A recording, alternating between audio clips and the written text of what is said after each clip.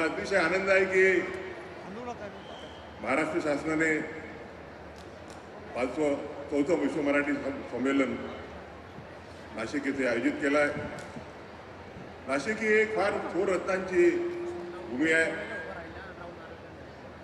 कुसुमाग्रज, वीर सावरकर, कवी कानेटकर, बाबूराव बागुल आणि वामनदादा कर्डक आणि अनेक साहित्यिक हे त्या नगरीचे भूषण राहिलेले आहेत आणि त्या नगरीमध्ये हे विश्व मराठी संमेलन होत आहे ही अतिशय आनंदाची बाब आहे। खरं म्हणजे नाशिकला एक ऐतिहासिक पार्श्वभूमी पण आहे। डॉक्टर बाबासाहेब आंबेडकरांनी याच दिवशी या नाशिक शहरामध्ये काळाराम मंदिरामध्ये सत्याग्रह केला होता। 2 मार्चला केला होता। उद्या त्याचा वर्धापन दिन सुद्धा साजरा होत आहे। त्या ऐतिहासिक नाशिक नगरीमध्ये हे संमेलन होत आहे, अतिशय आनंदाची बाब आहे। आज आपण माननीय मंत्री महोदय शिक्षण मंत्री दादा भुसेजी, मराठी भाषा मंत्री उदय सामंतजी, सन्माननीय राम शिंदेजी, ॲडव्होकेट राहुल नार्वेकरजी यांचे विचार ऐकलेले आहेत आणि मराठीचं महत्त्व काय आहे ते त्यांनी आपल्या भाषणांमध्ये आपल्या सर्वांना अतिशय चांगल्या रीतीनं सांगितलं। शिंदे साहेबांनी तर बिलकुल त्यांची म्हणजे एक वेगळीच शैली होती आणि कवी कुसुमाग्रज हे म्हणतात की माझ्या मराठी मातीचा लावा ललाटास टिळा तिच्या संघाने जागल्या जरा कोऱ्यातील शिळ्या त्या कुसुमाग्रजांच्या भूमीत हे 4th विश्व मराठी साहित्य संमेलन आयोजित होत आहे ही अतिशय आनंदाची बाब आहे। कला साहित्य यांना जर जोपायचं असेल, यांना जर पुढे न्यायचं असेल तर राजाशाही असल्याशिवाय ते होत नाही। आपण बघतो की आपल्या महाराष्ट्र राज्याला एक फार मोठी परंपरा लाभलेली आहे आणि महाराष्ट्रातील कला व साहित्य, संत परंपरा, लोकसंस्कृती ही या राज्यातील संत, दंत आणि पंत यांनी जागृत ठेवली, यांनी पुढे नेली। या राज्यातील संतांनी ओव्या, अभंग, भारूड, कीर्तने यातून लोकजागर केला। त्यात मग तुकाराम महाराज असो, संत जोखामेळा असो, संत जनाबाई असो, परंतु शिवाजी महाराजांनी या सांस्कृतिक आणि साहित्यिक कलेला जो राजाश्रय दिला त्याबद्दल शिवाजी महाराजांचं जेवढं आपण उपकार मानू तेवढं कमी राहील। शिवाजी महाराजांच्या काळात पोवाड्याला एक नवं स्वरूप प्राप्त झालं आणि महाराजांनी शाहीर, गोंधळी, कीर्तनकार आणि लोककलावंतांचा सन्मान केला, त्यांना पुढे नेलं। महाराजांच्याच काळामध्ये मराठी भाषा पत्रव्यवहारात वापरली गेली आणि त्यामुळे मराठी भाषेला एक अभिजात असं स्थान प्राप्त झालं। त्यानंतर छत्रपती शाहूजी महाराजांच्या काळामध्ये साहित्याला आणि कलेला एक फार मोठी चालना मिळाली। शाहू महाराजांनी मराठी संगीत नाटक परंपरा पुढे नेली।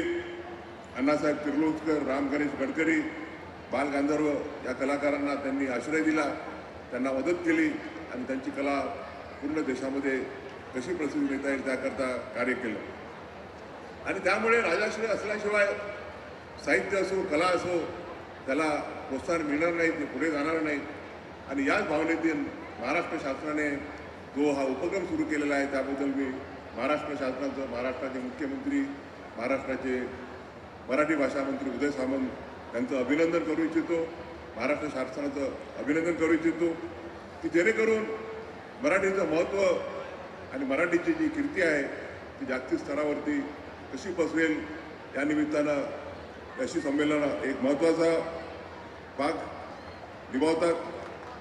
आज खरं म्हणजे मला एक 5-6 दिवसापूर्वी त्यावेळेला उदयजींचा फोन आला होता, त्यांनी सांगितलं की आम्ही 1 मार्चला या समारंभाचा समारोप करत आहोत, माननीय राज्यपाल समारोप करणार आहेत आणि आम्ही यावर्षीचा जो कलारत्न पुरस्कार आहे तो अजय अतुल यांना देण्याचं ठरवलेलं आहे आणि तो पुरस्कार तुमच्या हस्ते द्यावा अशी आमची इच्छा आहे.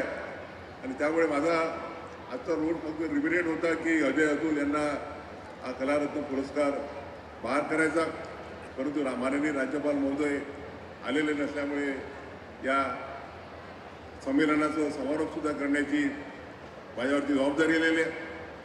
मला अतिशय आनंद झाला की आपण पद्मश्री ज्यांनी अतिशय सुंदर असं तराफा वादन केलं ते भिवल्या लाडका झेंडा यांचा सन्मान केला, त्यांचा सत्कार केला. आणि आपण बघितलं की त्यांनी किती सुंदर या वयामध्ये सुद्धा, मी मगाशीच म्हटलं राहुलजींना आणि रामचंद्रजींना की त्यांची लंग पॉवर एवढी मजबूत आहे की एवढा वेळ ते तराफा वादन करत होते. आपल्याला माहीतच आहे की आपल्या भारतीय राज्यघटनेने कलम 51A खाली आपल्या देशाची संस्कृती जोपासण्याचं प्रत्येक नागरिकाचं कर्तव्य आहे. आणि मला आनंद आहे की ही आदिवासी संस्कृती आहे, मग ते वारल्या पेंटिंग असो किंवा तराफा वादन असो, याला आपण प्रोत्साहन देऊन त्यांचा सन्मान केला, त्यांचा सन्मान करण्याची मला संधी मिळाली, याबद्दल मी फार आनंद आहे मला. आज मी खऱ्या अर्थानं फक्त अजय अतुलजी यांना पुरस्कार देण्याकरता उपस्थित राहणार होतो. आपल्याला माहीत आहे की कलारत्न हा पुरस्कार केवळ सन्मान नाही, तर तो एका दीर्घ साधनेचा, अथक परिश्रमाचा आणि संस्कृतीप्रती असलेल्या निष्ठेचा गौरव आहे. अजय अतुल या भावंडांनी महाराष्ट्राच्या मातीतील सूर जागतिक पातळीवरती पोहोचवलेले आहेत. त्यांच्या संगीतात ग्रामीण संस्कृतीचा गंध आहे, अभंगाची भक्ती आहे आणि लोककलेचा उत्साह आहे आणि आधुनिकतेचा भव्य आविष्कार आहे. नटरंगमधील गाणी असो, सैराटमधील जागतिक स्तरावर गाजलेले संगीत असो किंवा हिंदी चित्रपटसृष्टीतील त्यांच्या भव्य रचना, प्रत्येक ठिकाणी त्यांनी मराठी संस्कृतीचा ठसा उमटवलेला आहे. झिंगाटसारख्या गीताने जागतिक मंचावरती मराठी टेका पोचवला, तर आता वाजले की 12 सारख्या गाण्याने लोकभावनेला चालना दिली. त्यांच्या संगीतातील भव्य ऑर्केस्ट्रेशन आणि भावस्पर्शी धून हे त्यांच्या वैशिष्ट्यपूर्ण शैलीचे प्रतीक आहे. मराठी सिनेसंगीतात त्यांनी वैविध्य आणले, लोकसंगीत आणले, पारंपरिक वाद्य आणली, गोंधळ असो, भारुड असो, पोवाडा असो, लावणी असो. अजय अतुल यांनी ग्रामीण समाजाची, महाराष्ट्राची लोककला मुख्य प्रवाहात आणली. चाकोरीबद्ध आणि कोणत्याही चौकटीत त्यांनी त्यांची गाणी बद्ध होऊ दिली नाहीत. अजय अतुल यांच्या रचना मनाला भिडतात, आपल्या मनाशी संवाद करतात. मन उधाण महाराजे सारखे गीत नकळत भावूक करून जाते, तर ललाटी भंडारसारखा गोंधळ अंतर्मुख करतो, ठेका धरायला लावतो. खेळ मांडलेसारखे गाणे नकळत डोळ्यात पाणी आणते. त्यांच्या संगीतात असलेला हा ह्युमन कनेक्ट अतिशय महत्त्वाचा आहे. अजय अतुल यांची कला माणसं जोडणारी ठरते, आनंद देणारी ठरते, म्हणून ती श्रेष्ठ आहे, संगीताचा परिपोष करणारी आहे. ग्रामीण पार्श्वभूमीतून येऊन कोणतीही औपचारिक संगीत शिक्षणाची परंपरा नसताना केवळ जिद्द, आत्मविश्वास आणि साध्यतेच्या बळावर त्यांनी हे शिखर गाठले. ही तर तरुणांसाठी प्रेरणादायी कथा आहे. डॉक्टर बाबासाहेब आंबेडकरांना अभिप्रेत असलेली सामाजिक लोकशाही अतुल आणि अजय यांच्या रूपात प्रकट होते. कोणीही गॉडफादर नसताना स्वतःच्या प्रतिभेच्या आणि मेहनतीच्या जोरावर यशाचे उत्तुंग शिखर गाठणे ही खरी लोकशाहीतील उत्क्रांती आहे. अजय अतुल त्या अर्थाने नव्या सांस्कृतिक चळवळीचे प्रतीक आहेत. अनेक कवींना, गीतकारांना आणि लेखकांना अजय अतुल यांच्या सुरांनी लोकमान्यता मिळवून दिली. त्यामुळे त्यांचे योगदान केवळ चित्रपुस्ती मर्यादित नाही, ते सांस्कृतिक पुनर्जागराचा भाग आहे. आज हा कलारत्न पुरस्कार त्यांना देताना मला अतिशय आनंद होत आहे. या प्रसंगी गेले 3-4 दिवस आपण एक विविध परिसंवाद असो, त्यांची विचाराची देवाणघेवाण झालेली आहे आणि या संमेलनातून मला खात्री आहे, मगाशी भुसे साहेबांनी सांगितलं की मराठीमध्ये शिकलं पाहिजे आणि त्यांना आत्मविश्वास आहे की काही काळांनी लोक इतर भाषांमध्ये जर शिकत असतील त्यांची मुलं तर त्यांना त्या शाळांमधून काढून मराठी भाषा शाळेत टाकतील. मी स्वतः सांगू इच्छितो की मी स्वतः मराठी माध्यमातून शिकलेलो आहे आणि मला अभिमान आहे की मराठी माध्यमाच्या शाळेतून घेऊन या भारताचा सरन्यायाधीश म्हणून आणि पूर्ण जागतिक स्तरावरती मला माझे विचार मांडण्याची संधी मिळाली. आपल्या देशाबद्दल, आपल्या देशाच्या घटनेबद्दल, संविधानाबद्दल जागतिक स्तरावरती मांडणी करता आली. मला खात्री आहे की या संमेलनातून मराठी जी आहे ती जागतिक स्तरावरती नेण्यासाठी एक महत्त्वाचं योगदान होईल.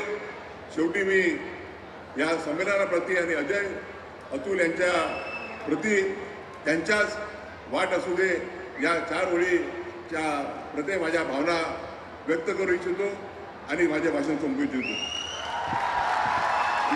या सळसळत्या वादळाला आलं उधाण, या लखलखत्या आभाळाला चांदणं न्यारं, या रखरखत्या उन्हानं चेतवलं भान, दे कोसळत्या पावसाची अनादी ताण, मनशुद्ध निर्मळ सत्वाचा परिमळ, या अरूपाचं रूप आरशात दिसू दे, वाट दिसू दे गा देवा, वाट दिसू दे, वाट दिसू दे गा देवा, गाठ सुटू दे.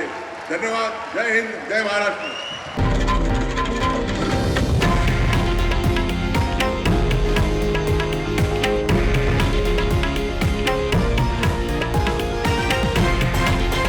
हे आहे देशातील नंबर 1 न्यूज नेटवर्क आणि आपण पाहत आहात TV9 मराठी, एकमेव.